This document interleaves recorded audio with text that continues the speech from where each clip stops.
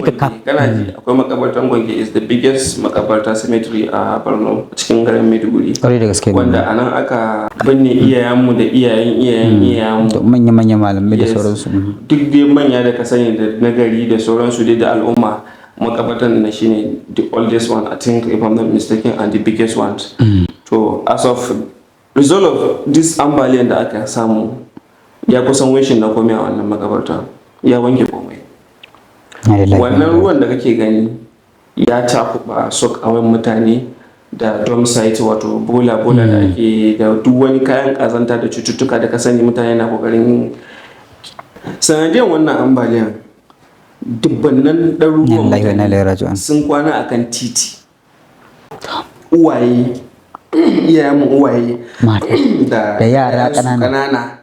akwai wanda ko lokacin Boko Haram wallahi tallahi ba su kwana a waje ba sosai yanzu sanadin kasa abin da yake ban takeici abin tausayi kaga mutane unexpected babu shiri babu yanzu